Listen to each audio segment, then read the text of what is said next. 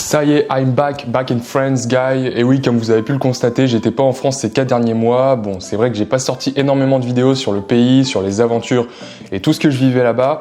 Mais je vais me rattraper dans cette vidéo en vous donnant un retour d'expérience sur les États-Unis. D'ailleurs, comme la semaine dernière, j'ai écrit un article Medium et enregistré un podcast qui parle du même sujet. Donc si jamais vous préférez la version audio ou la version écrite, n'hésitez pas à aller faire un tour dans la description, vous trouverez tous les liens nécessaires. Parmi vous, il y en a peut-être qui rêvent aussi d'aller un jour aux États-Unis, que ce soit pour visiter pendant quelques jours ou y travailler quelques années. Cette supposition n'est pas totalement tordue puisque la Silicon Valley, région située au nord de la Californie, est l'endroit qui a vu naître la plupart des grandes entreprises technologiques d'aujourd'hui.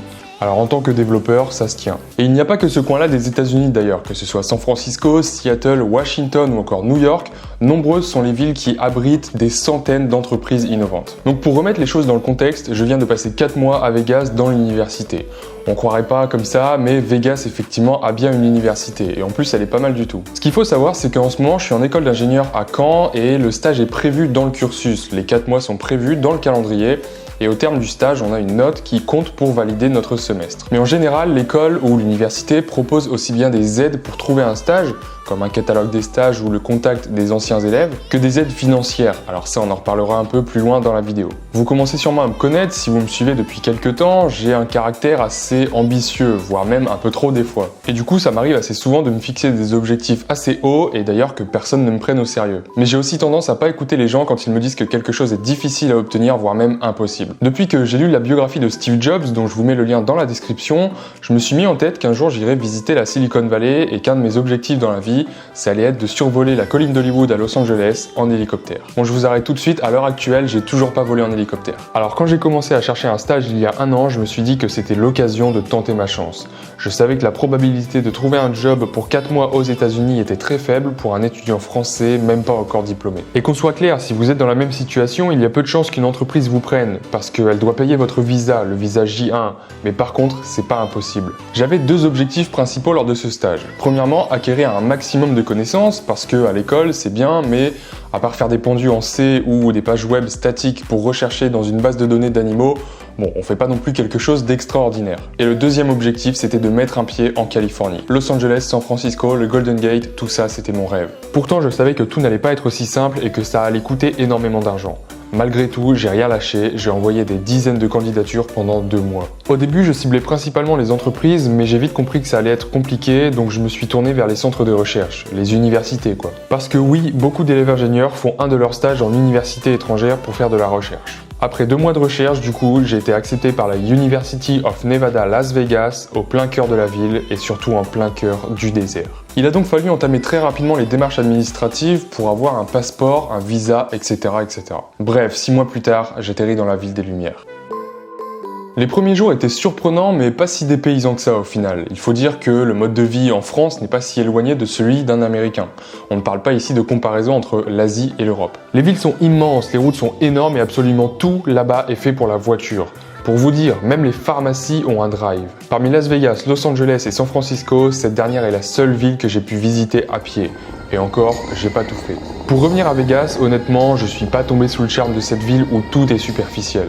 Par contre, ça reste quand même une ville à visiter au moins une fois dans sa vie parce que ça n'a rien à voir avec ce qu'on a l'habitude de voir en Europe. Par exemple, les hôtels du Strip sont gigantesques et on peut même trouver des châteaux à l'intérieur d'un autre hôtel en forme de pyramide par exemple. Et si vous aimez le monde de la nuit, même sans argent, je peux vous assurer que vous ne serez pas déçus. Je vous laisse constater par vous-même.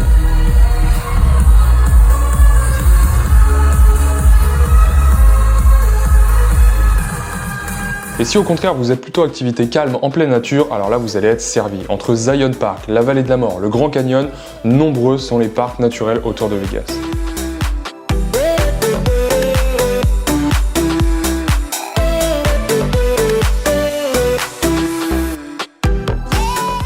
Mais au final, je dois vous avouer que ce stage était aussi pour moi l'occasion de réaliser un de mes rêves, c'est-à-dire visiter la Californie. À 4 heures de route seulement, on rejoignait Los Angeles et ses nombreux quartiers comme Hollywood et son fameux signe mythique qu'on a pu approcher, Beverly Hills et ses maisons à plusieurs millions de dollars, ou encore Venice Beach et ses décors qui nous rappellent ceux de GTA. En moins de 2 heures d'avion, on arrive à San Francisco, la ville la plus chère des États-Unis, qui abrite aujourd'hui des entreprises comme Adobe, Twitch, Canon ou encore Twitter.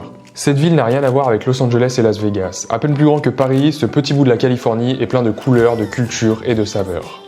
Bref, assez parlé de voyage, je suppose que ce qui vous intéresse également, c'est le retour sur le stage en lui-même et surtout ce que j'ai développé pendant 4 mois. Donc je me répète peut-être, mais le stage c'était à la University of Nevada à Las Vegas, en plein cœur de la ville. Franchement, on était super bien positionné parce qu'en 30 minutes à pied, on pouvait rejoindre une partie du Strip, l'avenue où il y a tous les grands hôtels, même si je vous avoue que 30 minutes à pied à Vegas, ça se fait seulement minuit passé. Le sujet du stage, c'était les réseaux de neurones. Oui, juste les réseaux de neurones. Donc en arrivant, on ne savait pas trop à quoi s'attendre. On savait brièvement ce qu'était un réseau de neurones, mais au final, on n'avait jamais développé une telle structure et on ne savait pas exactement comment ça fonctionnait. Donc le premier jour, on a été manger avec le professeur, celui qui nous supervisera pendant tout le stage, et il nous a expliqué ce qu'on allait faire pendant les 4 mois. Au début, quand il nous a listé les objectifs, c'était assez impressionnant. Création d'un speech to text à partir de rien, en gros, c'est la fonction dictée que l'on peut trouver sur tous les téléphones ou même sur YouTube qui permet de transformer une voix en texte.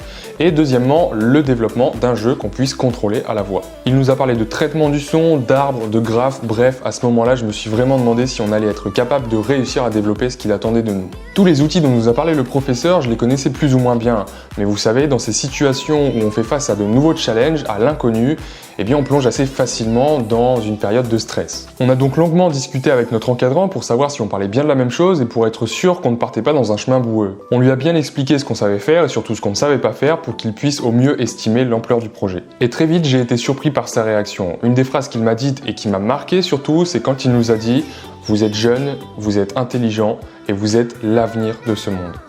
On l'a remercié en souriant parce qu'on pensait qu'il n'était pas sérieux, mais il nous a dit qu'il était très sérieux et c'est à ce moment-là en fait que j'ai compris la vraie mentalité des Américains. Aux États-Unis, vous entendrez jamais un enseignant ou un mentor vous décourager ou vous dire que c'est impossible et vous faire croire à un potentiel moindre que celui que vous avez réellement. Pour le coup, leur "you can do it", c'est pas de la connerie. Tout au long du stage, quand on avait des difficultés ou qu'on s'inquiétait un peu sur le projet, on recevait à chaque fois des messages positifs d'encouragement pour nous dire que tout était possible et qu'il fallait absolument pas qu'on abandonne nos recherches. Là-bas, c'est pas du tout une honte d'échouer ou de ne pas réussir à faire quelque chose, et au contraire, c'est même une preuve d'ambition. Celui qui échoue a forcément plus de chances de réussir que celui qui fait rien. Bref, tout ça pour dire qu'au début, on ne savait même pas par où commencer. Mais comme toujours maintenant, quand on veut en apprendre plus sur un sujet, on commence par faire quelques recherches Google et de fil en aiguille, on tombe sur des ressources pertinentes et des termes les plus fréquemment utilisés. Et au bout d'un moment, on commence à avoir une vision globale du sujet. On peut ensuite passer à la pratique pour voir si on a bien compris de quoi ça parlait. Je parle justement un peu de l'apprentissage d'une nouvelle technologie dans ma dernière vidéo, donc n'hésitez pas à y faire un tour. Je vous mets le lien dans l'encart en haut à droite ou dans la description. Si je vous dis tout ça, c'est parce que beaucoup d'entre vous me demandent souvent comment se lancer dans la programmation. Par où commencer, quel langage choisir, quel site utiliser, quel logiciel, etc. Alors je pourrais essayer de répondre à cette question, et c'est ce que j'essaye d'ailleurs de faire dans pas mal de mes vidéos, donc n'hésitez pas à faire un tour sur ma chaîne.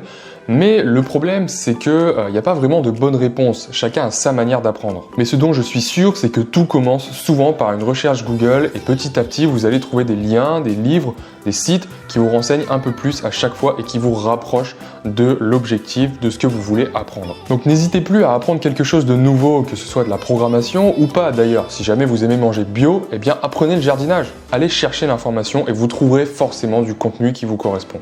Et c'est avec cet état d'esprit qu'on a réussi tout au long de notre stage à développer un petit assistant vocal à l'aide d'un réseau de neurones. Le programme utilise en fait de l'apprentissage, donc du machine learning, sur des mots qu'on a prononcés et arrive à reconnaître des mots dictés par un utilisateur. Après, ça n'a pas été compliqué d'intégrer ça dans un jeu développé avec Unity, dans lequel on contrôlait une balle pour aller récolter des objets dans la map en prononçant la direction dans laquelle on voulait diriger la balle.